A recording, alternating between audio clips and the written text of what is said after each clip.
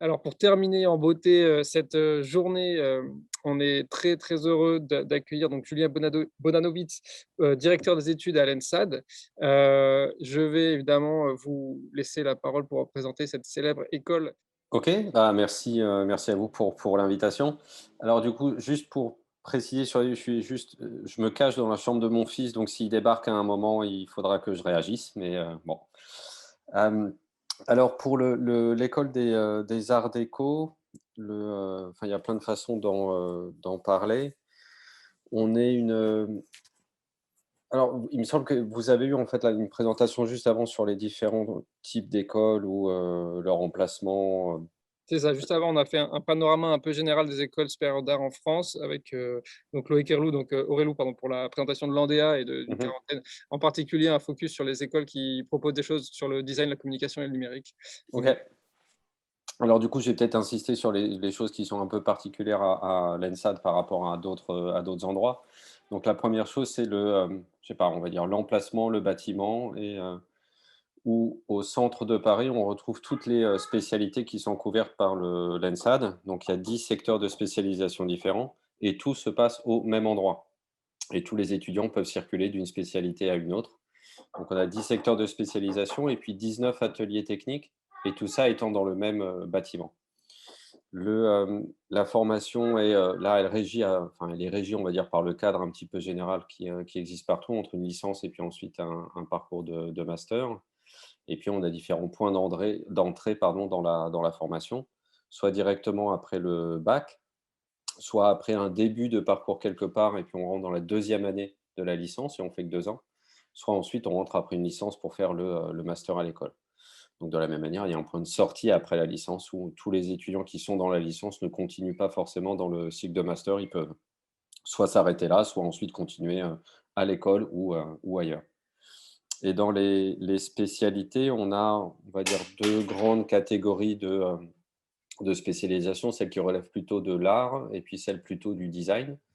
Donc dans l'art, on va retrouver quelque chose qui est comme de l'installation, de l'art contemporain, dans lequel on peut retrouver du numérique, dans les différentes installations qu'on peut alors lorsque les musées sont ouverts, qu'on peut aller voir de plus en plus dans les, œuvres contemporaines, il y a une interrogation, une utilisation du numérique. D'autres secteurs en photo vidéo, donc là qui utilisent aussi les outils numériques, qui est on va dire qui les hybrident moins ou qui les utilisent moins pour, inventer des nouvelles images. Mais par contre, les étudiants s'intéressent à, je sais pas, modifier les codes, à, trouver des choses nouvelles, plus sur la façon dont on montre des photos et des vidéos. Donc jusqu'à maintenant, on va dire que les expos de ces étudiants, c'était, bah, on accrochait des photos au mur ou on faisait des projections de vidéos et puis de plus en plus, ils s'intéressent et si on monte des photos, pardon, dans un univers virtuel ou si, quel est le dispositif dans lequel on s'assied pour voir des vidéos? Donc voilà, ils s'intéressent aussi à voilà, une utilisation un petit peu du numérique autre.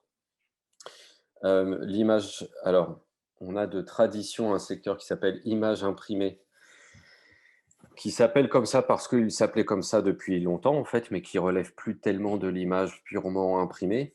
Parce que du coup, enfin voilà, c'est là où on va dire vont les étudiants qui veulent peindre et dessiner majoritairement et donc là, les expressions du dessin prennent aussi la forme du numérique. Dans les autres secteurs toujours artistiques, le cinéma d'animation, hem, dont bon voilà, qui utilise en plein la vidéo, les outils numériques. Alors on fait du cinéma d'animation, hem, on couvre quand même là aussi un champ assez large entre l'animation, l'illustration, quasi journalistique, on va dire. Film d'animation de fiction, qui peut être peint, dessiné, qui peut être, numérique. Et puis on fait aussi du cinéma d'animation par du volume animé. Donc enfin voilà, les marionnettes, la pâte à modeler, et cetera. Et tout quel que soit un petit peu le champ là en cinéma d'animation. Alors moi j'appelle ça, mais c'est au sens noble du terme, c'est un petit peu le champ de la bidouille où on utilise 1000 outils différents. On trouve le logiciel qui arrive à faire cette image-là, mais c'est juste pour quelques secondes dans un film, et puis on utilise le reste autrement, et on hybride et on utilise énormément de choses différentes. Cinéma d'animation, si à chaque fois, en fait, quand j'essaie de parcourir les 10, j'en oublie toujours. Donc, bon, s'il y a des gens de l'ENSAD qui m'écoutent, ils vont m'en vouloir, mais bon, tant pis. Hem, j'ai fait art espace, photo vidéo, images imprimées, cinéma d'animation.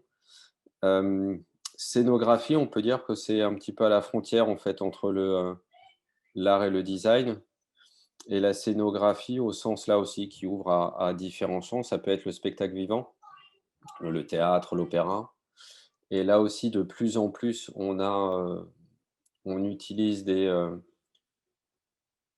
alors soit on va dire qu'on utilise des moyens numériques ou des, dispositifs de projection. En tout cas, on invente des choses, et on peut les inventer sur le plateau avec les acteurs, enfin, on voit de plus en plus de spectacles, par exemple, où, pendant que les acteurs jouent, un d'eux tient la caméra et les images sont retraitées, sont utilisées, et cetera. Il y a aussi énormément de spectacles maintenant où on utilise des projections qui doivent se faire dans des espaces, délimités. Donc, ça relève de ce qu'on appelle le vidéo mapping, d'arriver à projeter sur des, volumes ou sur des endroits particuliers.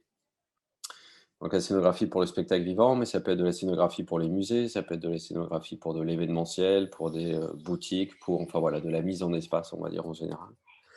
Et là aussi, de plus en plus, on utilise des outils numériques où on essaie de les inventer. Ça, on va dire que c'est la partie plutôt art. Et puis ensuite, pour le design, on se trouve là, et donc la pédagogie va dépendre, hein. Dans les secteurs artistiques, on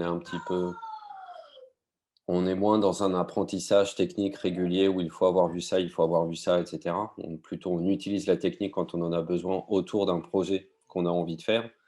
Et donc voilà, on parsème un petit peu c'est là qu'est l'avantage d'avoir les ateliers techniques à l'école, où les étudiants, enfin voilà, ils pensent à leur projet, veulent le réaliser, ensuite passent dans les ateliers pour avoir des conseils et fabriquer les choses avec les techniciens, et apprendre à fabriquer les choses. Et donc ils ont quelque part un peu moins d'heures de cours, plus de liberté, et puis, ils fabriquent leur univers et leurs pièces. Et côté design cette fois-ci, donc là on est plus dans un apprentissage progressif des différentes techniques. Et puis, on est aussi dans un mode de formation où on répond à une commande plutôt que, d'être libre sur un sujet ou sur ce qu'on a envie de montrer. On a plutôt une commande réelle de l'aménagement d'un espace, «Merci de faire une affiche sur, ce slogan-là», donc on a des commandes et puis on essaie d'y répondre. Et dans les secteurs de design, on aura le, design objet, qui s'appelle là aussi historiquement design objet, mais qu'on va dire c'est un petit peu du design au sens large, qui traite de, plein de thématiques qui peuvent être la santé, qui peut être l'écologie, qui peut enfin énormément de choses, et qui va du, design d'objets, de meubles, d'objets, jusqu'à ce qu'on appelle le design de service, où on pense à, tout l'environnement pour, remplir une mission. Donc avec on écoute les usagers, on écoute le besoin, on prototype, on teste, on change les choses, et cetera, et cetera. Et donc c'est plutôt enfin voilà, là-dedans, on apprend et les différentes techniques et puis une genre de méthode pour proposer des solutions. Le design graphique qui est devenu, essentiellement numérique là aussi. Avec à la fois, bon, tous les outils de PAO, mais aussi de plus en plus de code pour de la, génération d'images. Donc tous les étudiants qui sont en design graphique, on leur apprend aussi du code, et du multimédia. Alors, on appelle multimédia, ça fait très années 90 en fait, multimédia, mais, on va dire c'est très orienté, enfin voilà, code à base de, Arduino, processing, et puis tout le web. Hem, design graphique, et puis ensuite, alors là, des choses qui appellent un petit peu moins à la technique numérique, on va dire, quoique. Le design textile, hem, donc on apprend à tisser, à alors je sais plus quel est le mot, mais faire de la maille, donc j'imagine que c'est pas tricoter parce que c'est un petit peu à la main, mais voilà, bref, il y a des machines qui font ça maintenant. Et là aussi, on a des étudiants, donc c'est une formation là pour le coup qui est très prenante techniquement parce que pour arriver à tisser quelque chose, même pour faire 10 centimètres, il faut y passer des heures et des heures. Et on a des étudiants qui essaient d'inventer en utilisant des nouvelles matières, des nouveaux motifs, d'inventer des nouvelles choses. Et puis on commence aussi à s'équiper avec des des machines à commande numérique pour, réaliser tout ça.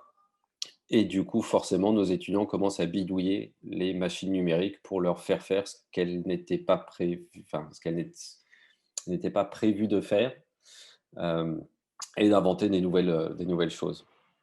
Le design vêtements, alors là, avec une légère ouverture sur le numérique qui est, là aussi parce qu'en fait, c'est un apprentissage qui prend du temps que de savoir, dessiner, coudre, fabriquer des volumes, de vêtements.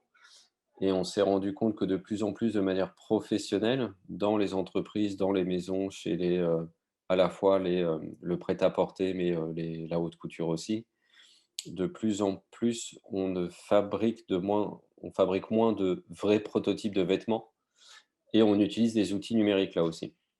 Donc on essaie de former nos étudiants à ces outils-là, donc qui permettent de, créer des volumes de vêtements dans un environnement de, 3D, et qui, à la sortie de ça, fabrique le, patron à plat qu'on doit poser sur le tissu. On découpe, on coud, et cetera, et cetera. Donc un peu partout, il y a un bout de numérique. J'ai fait design objet, graphique, textile, vêtements, et puis le dernier doit être l'architecture d'intérieur. Là aussi, ça s'appelle architecture d'intérieur parce que c'est bref, on a que des appellations, je me rends compte, hyper historiques, en fait, dans l'école. Il faudrait réinventer tout ça et qui est, alors, à l'école, un peu particulier parce qu'on a des étudiants qui vont jusqu'à des projets d'architecture, en fait, mais qui va être, on va dire, l'aménagement de l'espace d'un bâtiment en tenant compte de l'environnement. Donc on va faire des, relevés de terrain, on s'interroge à, les circulations des gens, l'occupation, les usages et cetera et puis on propose des, aménagements. Et donc là, forcément, on utilise plein aussi de techniques de, visualisation et de rendu qui passent par de la 3D et des outils numériques. Alors ça, c'est voilà, à peu près le spectre de tout ce qu'on fait. Et Photo puis et vidéo, non? Je sais pas si ça a été évoqué. pardon? Photo, vidéo? Et puis photo vidéo, ouais, donc ça, c'est plutôt la première partie dans les artistes qui, là aussi, essaient de réinventer, comme je disais, plutôt les manières de montrer des œuvres de, photos et vidéos et qui ont alors rares sont ceux qui fabriquent entièrement des images en numérique, mais bon, ils retouchent tout, ils recadrent tout, mais enfin, moi, je me souviens surtout des projets de diplôme des étudiants où enfin, ils ont bidouillé énormément. Alors, je dis toujours bidouillé, mais en fait, ils se sont amusés à le faire. En tout cas, ils ont dérivé plein d'usages de différents outils pour fabriquer des environnements immersifs pour montrer leurs, images. Hem, donc les étudiants, enfin voilà, ça c'est à peu près le cap sur le début du cursus. En licence, on va dire qu'on est assez segmenté, on est dans sa spécialité. Et puis, une fois qu'on arrive sur la toute fin du cycle, là, pour le bac plus 5, quand on a voilà, 4 ans d'études derrière soi, les frontières commencent à devenir assez floues et on a des étudiants qui sont sur des projets qui sont un peu à la frontière entre différentes choses. Des étudiants qui font on va dire, des installations contemporaines, mais en utilisant énormément de vidéos. Des étudiants en graphisme qui vont se poser des questions d'architecture, des étudiants en cinéma d'animation qui vont utiliser des, techniques de, design objet pour fabriquer les objets qui vont ensuite animer et cetera. Enfin voilà, tout est un petit peu ensuite voilà, on se spécialise et puis ensuite les choses se rouvrent, on va dire et puis ils vont un petit peu, picorer un peu partout et avec voilà, un apprentissage technique dans les différents ateliers qui est fait par les techniciens et dans les ateliers, on a enfin, tout ce qu'on peut à peu près imaginer. Alors là, les 19, je pense que j'y arriverai pas. Et des ateliers qui soient de, construction, du bois, du métal, de la scénographie. On a un gros plateau vidéo, des ateliers, enfin un labo encore argentique en photo, les salles de mixage, de montage et cetera pour la vidéo. j'essaie de me souvenir en fait en montant dans le bâtiment. C'est plus facile pour pouvoir citer un petit peu tout. Les ateliers pour le vêtement, pour le textile, pour la sérigraphie, pour la gravure, hem, pour l'ennoblissement textile, pour la céramique et puis un espace qu'on a appelé le laboratoire d'artisanat numérique qui est, voilà, on va dire notre déclinaison du numérique, qui est entre le savoir-faire et puis les nouveaux outils numériques et qui essaie on va dire, joindre les choses. Donc voilà, de ne pas perdre le savoir-faire dans plein de domaines, mais plutôt de les augmenter par ce que peut apporter les outils numériques qui sont maintenant d'un accès, très facile. Il y a encore alors je ne sais pas si vous dites ça toujours aux jeunes, mais il y a on va dire 10 ans de ça, générer des images par, ordinateur, c'était super compliqué. Arduino, c'est pas si vieux que ça. Ça a été fait par des designers d'ailleurs. Donc maintenant, on a plein de dispositifs qui sont très faciles d'accès, et enfin voilà et qui rebutent moins ou qui, demandent moins d'investissement ou d'apprentissage pour arriver à les utiliser, pour arriver à même si on ne sait pas trop comment ça fonctionne, on sait les utiliser et puis on arrive à faire des choses assez rapidement. Et ça, c'est une vraie chance de l'époque contemporaine que d'avoir tout ça à disposition et de pouvoir s'amuser avec et en plus, enfin voilà, c'est plein d'outils qui coûtent pas grand chose. Il y a énormément de logiciels qui sont gratuits, il y a quelque temps de ça, c'était beaucoup moins simple. Alors, je vais pas vous faire le vieux ouais, mon premier programme, c'était écrit dans un livre qu'il fallait recopier sur un ordinateur. On y passait des nuits et à la fin, l'ordinateur, il faisait bip et on était super contents.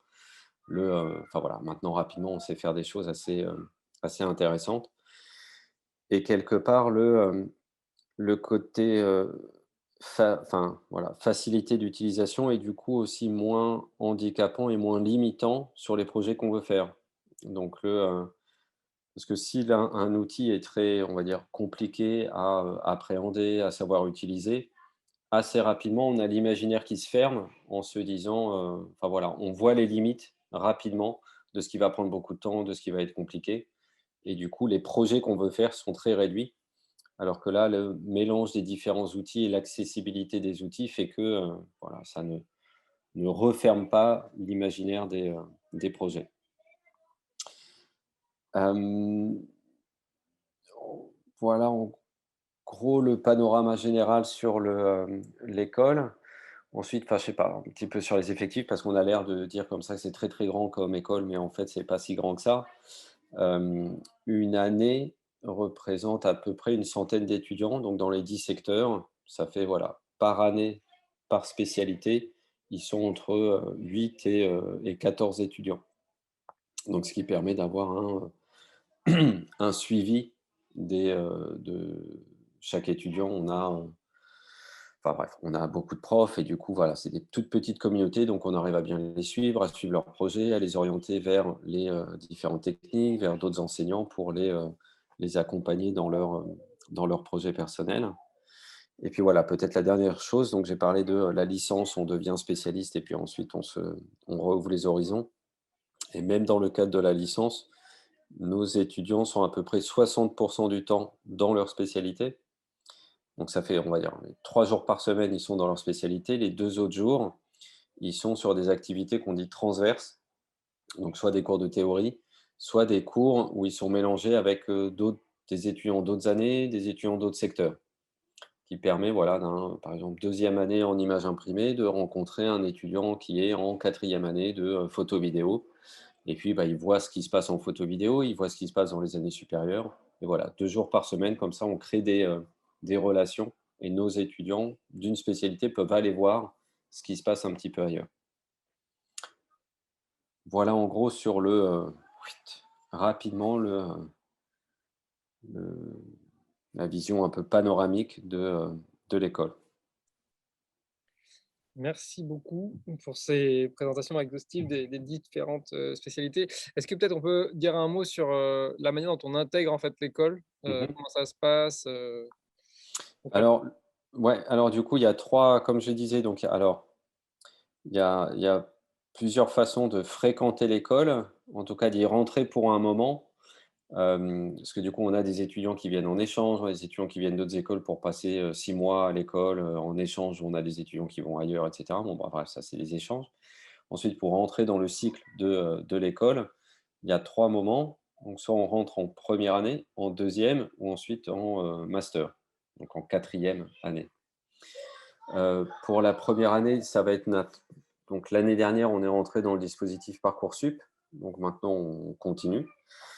Hem, alors donc ça, c'est pour rentrer directement après enfin, pas directement après, mais en tout cas pour tous ceux qui ont le bac ou qui sont en cours ou qui sont en terminale. On choisit l'ENSAD dans les vœux de, Parcoursup et puis vu par nous, ça veut dire qu'on est candidat à notre concours de première année. Donc on a alors les chiffres sont assez, ils font un petit peu peur, mais donc on a beaucoup, beaucoup de candidats en première année pour à peu près 80 places et donc on est forcé de faire une sélection pour, choisir ceux qui alors je sais pas comment on va le dire, ceux à qui on va apporter le meilleur ou enfin bref, il faut qu'on trouve le bon entre ce que les étudiants viennent chercher, ce que nous on a à offrir, voilà, on sélectionne ceux qui rentrent à l'école et donc le concours, alors là aussi, il hors coronavirus, il se passait d'une certaine manière. Donc là, ça va faire 2 ans qu'il ne se passe pas comme prévu. Hem, mais bon, ça nous a aussi amené à réfléchir pour le futur, comment ce qu'il pourrait se passer. Mais il est basé sur on va dire la production personnelle des étudiants. Donc on demande toujours un dossier de travaux personnels où on y met enfin voilà, ce qu'on a l'habitude de dessiner, de peindre, de fabriquer, de filmer, ce qu'on a l'habitude de créer en fait. Donc dans enfin avec très, très peu de consignes. On demande là, pour les concours là depuis 2 ans de, déposer en ligne, on fait que des dossiers numériques du coup et on leur demande de poser 8 images, enfin 8 JPEG, peu importe ce qu'il y a dans le JPEG. Ça peut être des photos, ça peut être des montages, ça peut être et cetera, ou bien des vidéos et donc là, ça peut être des vidéos de films d'animation, des vidéos quand on a fabriqué quelque chose, on le filme pour montrer à quoi ça ressemble et cetera. Donc ça, on va être le dossier personnel et puis dans le concours là de première année, on demande ça, plus la réponse à un sujet qu'on, diffuse sur internet un vendredi et on a jusqu'au mardi pour faire quelque chose. Et par le passé, les thèmes étaient, je sais pas, faire le portrait d'une promenade. On a eu comme sujet, on a eu, l'année dernière, le sujet c'était selfie et puis voilà, on donne juste un sujet et puis on a un week-end, enfin on va dire un grand week-end pour faire quelque chose avec ce sujet-là et puis là aussi on dépose sur internet 5 JPEG et puis voilà, on y a mis ce qu'on voulait. Donc ça, c'est la première étape dans le concours et puis ensuite il y a un entretien où on rencontre 3 enseignants de l'école et puis on raconte voilà, ce qu'on a l'habitude de faire, ce qu'on attend de l'école, ce qu'on a envie de faire, les projets qu'on a réalisés, ceux dont on est content, ceux dont on n'est pas très fier, ce qu'on a voulu faire mais qu'on n'y est pas arrivé, ce qu'on voudrait apprendre et cetera. Donc ça dure une demi heure et puis on discute avec un jury. Ça, c'est pour rentrer quand on a le bac ou qu'on est en terminale et puis on a un ratio à peu près maintenant on va dire entre 20 et 30 d'étudiants qui rentrent directement après la terminale à l'école et les autres qui ont eu un bout de parcours ailleurs. Donc soit qui ont fait les classes préparatoires aux écoles d'art, soit qui étaient dans une autre école, qui étaient dans un autre parcours et qui, bref, se rendent compte que c'est peut-être pas forcément ce qu'ils voulaient faire et qui, se présentent à d'autres concours pour rentrer en première année. Et ensuite, on a le concours en deuxième année où du coup, on rentre directement dans les secteurs parce que la première année est généraliste pour tous les secteurs. Tous les étudiants de première année, ils sont mélangés et puis on leur fait découvrir plein de choses. Et à partir de la deuxième et troisième année, on est dans un secteur. Et donc là, le concours pour rentrer en deuxième année, il faut avoir fait 2 ans quelque part en lien, enfin 2 ans d'études en lien avec le secteur qu'on vise. Donc si on veut rentrer en, photo vidéo, bah, on a fait de la photo ou de la vidéo quelque part, en formation et puis on rentre pour les 2 ans de licence en photo vidéo et le concours et donc là aussi, on montre juste un dossier et puis on a un entretien et le concours pour rentrer directement en master. Là aussi, on demande un dossier, hein, et on fait un entretien et il faut avoir eu une licence. Donc nous, on est enfin, je ne sais pas si c'est les textes qui veulent ça, mais c'est qu'on a aussi beaucoup de candidats et que du coup, bah, enfin voilà, par rapport à tout le vivier des candidats, il faut qu'on arrive à sélectionner ceux qu'on veut. Donc on a des concours à chaque fois. Très bien. Et donc, au niveau de la première année, on va dire, il y a pas enfin, souvent ces questions-là reviennent sur qu'est-ce que je dois prendre comme option au lycée et cetera. Donc c'est pas forcément ça que vous regardez, hein, en particulier, ça va être le projet, Bah, moi, en fait, je regarde absolument rien des données de Parcoursup. Enfin, je m'en suis rendu compte là, là, c'est la deuxième année qu'on y est. En fait, moi, la seule chose que je regarde, c'est l'adresse mail du candidat que Parcoursup me donne et est-ce que j'étais dans les vœux. Donc, c'est le seul truc que je récupère enfin, je suis forcé de récupérer plein de choses, le nom, le prénom, etc. Mais enfin, les concours sont anonymes, donc peu importe. Mais enfin, il faut bien adresser un courrier à la fin à quelqu'un pour lui dire bravo. Mais je regarde aucune donnée scolaire en fait dans Parcoursup et je regarde pas quelles ont été les options choisies. Alors pour plusieurs raisons, donc c'est pas hem, comment est-ce qu'on va dire ça en étant positif? C'est pas un niveau de considération de ce qui se passe dans le secondaire ou au lycée, mais c'est plutôt enfin, on a une façon de voir le parcours dans les, écoles d'art comme quelque chose qui va, on dit ça relève de la vocation en fait. Donc on a ça en soi et on veut le faire. Donc peu importe si on a bien compris les cours d'histoire ou bien compris les cours de maths ou si on a participé à la philo et cetera. Et puis ensuite, on voit bien que les lycées sont tous tellement différents que, bon, ça nous sert pas à grand chose. Moi, j'aurais pas la tête à savoir comment intercaler les lycées qui ont l'habitude de noter très gentiment de ceux qui notent pas gentiment pour, classer tout ça. Et puis pour les options au bac, en fait, enfin moi, je me suis bien rendu compte que dans les différents lycées, tout le monde n'offre pas des options d'art plastique et tout le monde n'offre pas les mêmes. Et malgré alors voilà, c'est une semi-critique, mais enfin pour ceux qui sont en terminale, ils ont dû voir ça, ou au lycée. C'est qu'il n'est pas si simple que d'aller suivre une option dans le lycée d'à côté. Et donc, je ne veux pas que ce soit décisif pour pouvoir rentrer à l'école que de ne pas avoir eu la chance dans son lycée de proximité, de ne pas avoir eu les bonnes options et de ne pas avoir pu aller ailleurs. Donc, on ne regarde pas du tout les dossiers scolaires. Enfin, moi, je les ai regardés une fois juste pour voir ce qu'il y avait dedans. Et puis, j'ai retrouvé les mêmes types de commentaires que moi, j'avais lorsque j'étais au lycée, quoi. OK. Et donc il y a Anaïs qui demande si, donc il y a des cours préparatoires au concours, comment on peut se Mmh. préparer, Alors donc il y a 2 choses. Ce que nous, on a mis en place, donc on n'a pas de classe prépa en propre pour l'instant, parce qu'on n'avait pas les mètres carrés, en fait, dans l'école.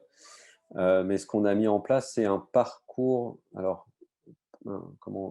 parcours d'accompagnement à la préparation des concours pour les écoles d'art. C'est un nom super long, je pense qu'un jour on arrivera à trouver mieux. Donc c'est pas du temps plein, on fait ça en même temps que sa terminale. Donc on a une semaine à temps plein à la Toussaint, donc c'est pour un groupe d'une, trentaine de terminales. On va voir si l'année prochaine on arrive à faire un petit peu plus. Enfin, si on arrive à faire plus, ça sera un deuxième groupe de 30. Donc 30 terminales, vacances de la Toussaint, tout le monde est ensemble et puis on fait un genre de grand atelier sur une semaine où on commence à fabriquer des choses et puis on apprend à se connaître et on fait ça à l'école pour qu'on se rende compte à peu près, on fait la visite, on rencontre des étudiants, on voit à quoi tout ça ressemble. Et puis ensuite, chaque samedi, on a des rencontres pour, enfin voilà, un petit peu comme un peu de l'orientation en disant: «Bon, bah, voilà les différentes écoles, voilà les moyens dont elles disposent, voilà comment est organisé leur recrutement, voilà les différents calendriers. On voit les différentes pièces qui sont demandées à tel ou tel endroit». Donc déjà, il faut un petit moment pour arriver à comprendre le panorama qui est quand même pas si simple que ça des différents parcours dans le supérieur autour des écoles d'art, de design, d'architecture. Donc on fait voilà, ce moment un petit peu d'information et puis de balayer un petit peu tout ce qui existe. Et puis ensuite, on regarde tous les process d'admission et puis on entraîne les terminales à bien préparer son dossier, à préparer les différentes épreuves, à ordonner les choses, et cetera. Donc on ne fait pas d'accompagnement sur la pratique plastique enfin voilà, on n'apprend pas à dessiner, on n'apprend pas à peindre, on n'apprend pas à sculpter, mais par contre, on essaie de donner les codes et les clés des modes de sélection des écoles d'art. OK, il y a Apolline qui demande si, qu'est-ce qui se fait en illustration éventuellement à l'ENSAD? Alors en illustration, donc là, ça c'est ce qui se passe en image imprimée, enfin le mal nommé, mais enfin s'ils m'entendent, ils vont me détester. Image imprimée qui est enfin voilà, on va dire la spécialisation où le but du jeu est la création d'images, quelle que soit la forme, vers l'illustration et vers l'édition. Et donc en illustration, voilà, c'est le parcours en image imprimée, de la deuxième à la cinquième année, avec à la fois donc le parcours à la fois des sujets libres et puis des commandes. Donc on a eu des partenariats avec des maisons d'édition ou des magazines pour fabriquer de l'illustration, enfin voilà, à la commande, sur un thème donné, sur des textes, et cetera. Et puis donc un bout du cursus est comme ça et l'autre est sur de la production assez libre et enfin de l'accompagnement des productions des étudiants enfin voilà, qui dessinent leur univers et on en discute avec les profs, on apprend des nouvelles techniques, on peaufine les choses, on expérimente d'autres moyens de fabriquer les images, et donc c'est le parcours en images imprimées. OK, merci. Et il y a Billy qui demande est-ce qu'il y a des cours en langue étrangère? Si oui, lesquels? Et peut-être plus largement, est-ce qu'il y a une dimension internationale, voilà, qui est proposée aux étudiants? Ouais, alors donc bon, assez classiquement, hein, enfin les études sont en français et puis on arrive à faire le shift en anglais lorsque c'est nécessaire. Le, hem Donc sur le cycle licence, il y a assez peu de cours qui se passent en anglais, mais aussi parce qu'il y a assez peu d'étudiants qui sont d'origine étrangère. Donc faire un cours en anglais enfin, face à que des étudiants francophones, et cetera. Donc on a des workshops, des invitations de profs qui viennent de l'étranger. Donc dans ce cas-là, ils le feront en anglais et puis bon, l'interaction se passe en anglais. Mais on a beaucoup plus de cours qui vont se faire en anglais dans le cycle master où on accueille plus d'étudiants qui viennent de l'étranger. Et dans on va dire l'internationalisation de l'école, qui a débuté il y a maintenant une bonne 10-15 ans, le, hem, donc enfin, je ne sais pas si on peut parler de chiffres, mais en tout cas, alors, lorsque les avions volent et que les écoles à l'étranger sont ouvertes, et cetera, bref, dans les temps meilleurs, on a quasiment 95 d'une promo qui part pour entre 6 mois et 1 an à l'étranger. Donc ils remplacent 6 mois ou 1 an du cursus de l'école par quelque chose à l'étranger dans un réseau qu'on a de 129 partenaires un peu partout dans le monde. Donc en Europe, via les programmes Erasmus, il y a des bourses ou sinon enfin voilà, on a des étudiants qui partent au Japon, là on a plusieurs étudiants qui essayaient de partir en Russie, aux États-Unis, on a eu des étudiants qui sont partis au Mexique, enfin voilà, ils vont un petit peu partout et en échange, on a des étudiants de ces endroits-là qui viennent aussi à l'école. Donc on a, enfin voilà, à peu près 90 élèves qui sont des étudiants étrangers qui sont dans l'école pour 6 mois, 1 an, dans le même temps que 90 de nos élèves sont partis à l'étranger. OK. Hem, Concernant le cinéma d'animation, alors il y a Laurent qui demande s'il y a également de la 3D, et moi j'ai une question un peu complémentaire. Tout à l'heure, il y avait les Gobelins qui ont parlé vraiment du parcours, animation. Qu'est-ce qui qu'est-ce qui ferait qu'on irait plutôt demander à être au Gobelins ou plutôt à l'ENSAD pour faire de l'animation? Mmh.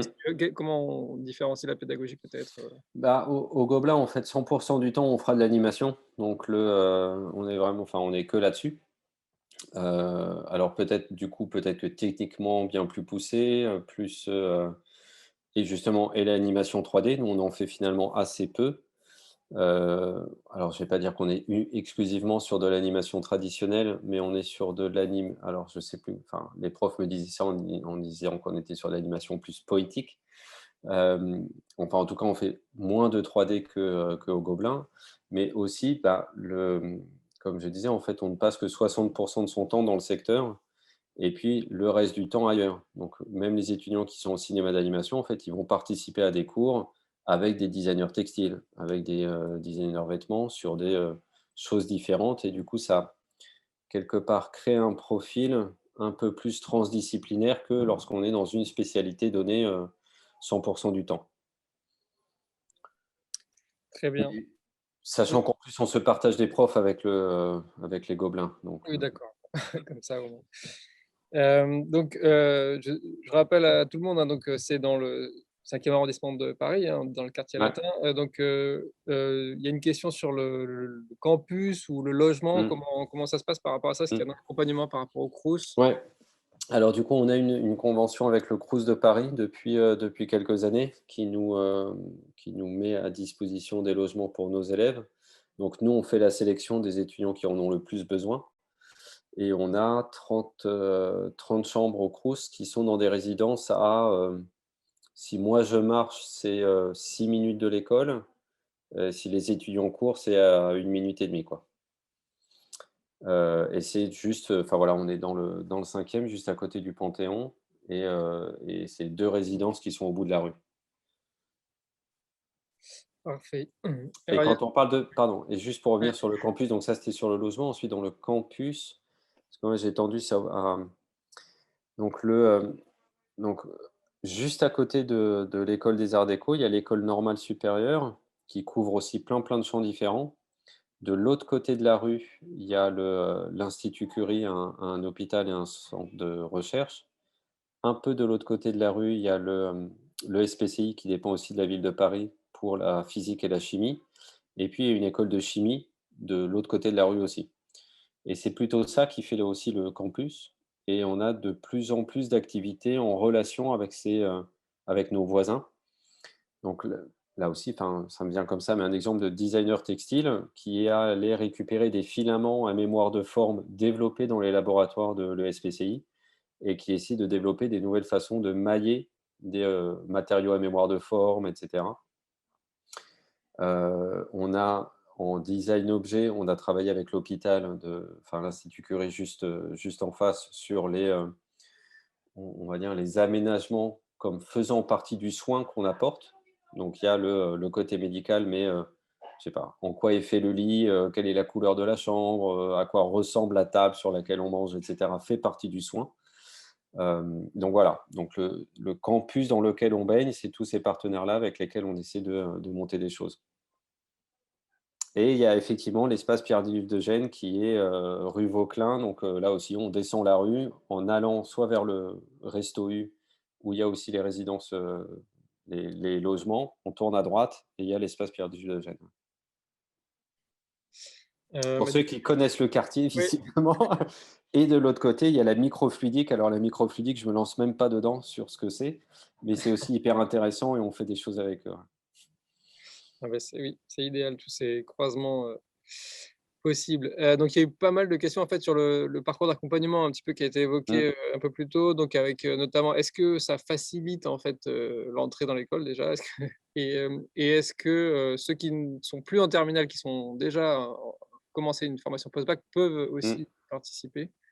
Alors du coup, donc cette année, c'était la première fois qu'on le fait. Donc on verra si on a bien fait le boulot à la fin enfin là, au résultat du concours. Enfin moi, pour avoir regardé les dossiers des terminales qui ont participé avant et après je trouve qu'on a fait du très bon travail sur l'aide à la constitution d'un dossier artistique parce que c'est quand même sans être accompagné, sans avoir des gens à qui on peut, montrer, discuter, de son travail créatif, il est quand même assez dur de savoir comment montrer des œuvres et c'est surtout là-dessus qu'on les a enfin des œuvres, des projets, des dessins, et c'est là-dessus qu'on les a accompagnés et je trouve qu'on y est plutôt bien arrivé et c'est vraiment réservé qu'à des terminales. Ensuite, pour ceux qui ont déjà le bac, il existe en France et dans Paris plein de classes prépa. Alors, il y a des classes prépa, publiques, par la ville de Paris qui sont à Glacière, enfin pas que à Glacière, mais bon, à Paris, par la ville de Paris. Et sinon en région parisienne, autour de Paris aussi. Donc des classes préparatoires où on fait, alors c'est le cursus est d'1 an, mais en fait, c'est surtout de septembre jusqu'au moment où on passe les concours. Et qui là, à la fois accompagne sur comment est-ce qu'on montre un dossier, comment est-ce qu'on réussit les épreuves, mais aussi on a un apprentissage plastique où on commence déjà aussi à apprendre à faire des choses. Oui, ce matin, on a eu l'EPSA notamment qui a présenté, Ouais, différents programmes et demain, on aura le réseau mmh, donc de l'APA, la PPA, l'API super. donc Mmh. qui présentera un peu plus, tout ça. On va pas forcément, trop continuer très, très longtemps, mais il y a une question sur les cours de théorie de l'art et d'histoire de l'art. Mmh. Donc c'est des choses effectivement un petit peu différentes, les cours de théorie et d'histoire de l'art. Quelle est Mmh. leur place dans le cursus? Alors du coup, pour tous les étudiants, on a des cours qui sont obligatoires. Il y en a 3 à l'école, histoire de l'art, histoire du design et esthétique. Et donc c'est des cours un peu, enfin, format cours magistral, donc voilà, le prof parle, on retient ce qu'il dit, il nous donne plein de références, on lit, on se renseigne et cetera, et à la fin, on doit écrire des choses. Donc ça, c'est le général un peu pour tous les étudiants, quelle que soit leur spécialité. Et ensuite, dans chaque secteur, il y a aussi un apprentissage théorique qui parle et de l'histoire et de l'approche critique des travaux, et qui est du coup lié au secteur dans lequel on est. Donc quand on va être en photo vidéo, on a un cours de théorie du montage, un cours d'histoire du cinéma, et cetera. Quand on est en cinéma d'animation, on a un cours théorique là-dessus. Quand on est en image imprimée, on a un cours de critique des images. Enfin voilà. Ensuite, l'apprentissage théorique est dédié, enfin, bref, il est prévu pour chaque secteur. Et en quatrième année, on demande à tous les étudiants, là, ils sont en plein dedans, là, mes quatrième années, la rédaction d'un mémoire de recherche. Alors, c'est pas forcément le mémoire de master ou la mini-thèse, et cetera. Ça peut prendre plein, plein de formes différentes. En tout cas, c'est un travail de recherche théorique sur un sujet qui peut prendre la forme soit d'un écrit, soit d'un écrit illustré, soit d'un objet, et cetera, et cetera. Et du coup, il y a, voilà, il y a à la fois des cours où on apprend des choses, et puis ensuite il y a on en produit aussi quand on est en quatrième année de la théorie. Et puis il y a des cours qui sont juste la dernière chose. Par semestre, on choisit un cours aussi de théorie qui est, hem, alors ça ressemble plus à un séminaire de recherche où les profs, donc là, c'est des théoriciens, des critiques, des curateurs, et cetera, qui parlent de leur recherche en cours et qui font circuler la parole, et voilà où ils en sont, eux, de leur réflexion sur tel ou tel sujet. Donc voilà, un cours de théorie, format séminaire, et qui sont sur plein, plein de sujets. Donc on va parler enfin, de ce qui est aussi dans l'air du temps, d'identité, de mouvements politiques, littérature, enfin voilà, plein, plein, plein d'écologie, voilà, plein de sujets différents. Super, bah, donc il y a 2 dernières questions. Donc Hélène qui demande si on a plus de chances d'être accepté si on fait une prépa, donc c'est peut-être en comparaison des 30 plus ou moins qui sont admis, Mmh. après le bac. Et Sylvia donc qui repose la question, voilà, qu'est-ce qu'on privilégie entre la Mmh. réflexion, et la pratique? Pour terminer, hein, et après on vous libère. Merci beaucoup en tout cas pour votre Ouais, ouais, disponibilité. non, pas de souci.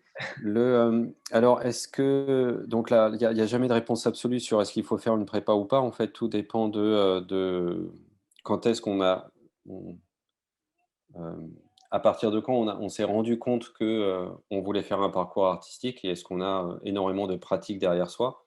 Donc c'est là où je disais que du coup la prépa, elle fait et l'accompagnement sur, comprendre les codes des différents concours, mais aussi l'accompagnement plastique enfin voilà, de mieux dessiner ou de mieux peindre ou de comprendre ou de savoir les différents, moyens d'expression qui existent. Donc soit on a ça avant, et dans ce cas-là, ça vaut pas le coup de faire une prépa, soit on n'a pas ça et on veut creuser, donc ça vaut le coup d'en faire.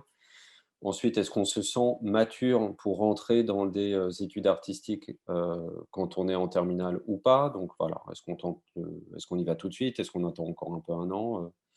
Enfin, il y a pas de réponse absolue, ça dépend vraiment de la personne. Et ensuite, est-ce qu'on privilégie davantage la réflexion à la pratique? Le, hem, alors forcément, on va être, bah, là aussi, ça va dépendre en fait. Donc quelqu'un qui a une pratique, enfin, je sais pas, pour réduire un petit peu, mais c'est un peu schématique, quelqu'un qui dessine très, très bien, mais qui ne sait rien dire sur ses dessins, on va quand même voir qu'il y a quelque chose d'intéressant et on va se dire, bah, dans l'évolution à l'école, on l'accompagnera plutôt sur un regard critique de son travail que sur sa pratique parce que, bah, voilà, il a déjà plein d'acquis. Et puis quelqu'un où on voit qu'il y a une sensibilité, des projets, une envie de faire quelque chose, une réflexion autour et qui peut toucher à plein de choses et qui du coup est moins, qui a moins de technique sur quelque chose, bah, là, on va se dire qu'une fois rentré dans l'école, on va plutôt l'accompagner sur les techniques que sur la réflexion. Donc il y a pas de enfin voilà, on privilégie pas un ou l'un ou l'autre profil. On est surtout intéressé par enfin voilà, des candidats qui sont curieux, qui ont des choses à montrer, c'est difficile à dire en fait. Mais il y a pas de enfin dans l'équilibre, il y a pas un profil qu'on préfère à l'autre. Bon ensuite, si tout ce qu'on fait pendant l'entretien, c'est, je vous montre mes images et je n'ai rien à dire dessus, j'ai dessiné ça parce que j'avais juste envie de le faire. Bon, la discussion commence à être un petit peu compliquée, quoi. Mais Parfait. Bah, écoutez, merci beaucoup, hein. On va essayer de stimuler l'expression, de nos chers Tumoyens. On espère également que ce sera, voilà, une passerelle éventuelle, en tout cas qu'on travaille à tout ça avec eux et bah, merci beaucoup. Merci, aux participants et aux spectateurs pour vos remerciements. Hem, Merci beaucoup Julien. On vous dit à bientôt mmh, et bonne soirée. bon courage à tous. Merci beaucoup, au revoir.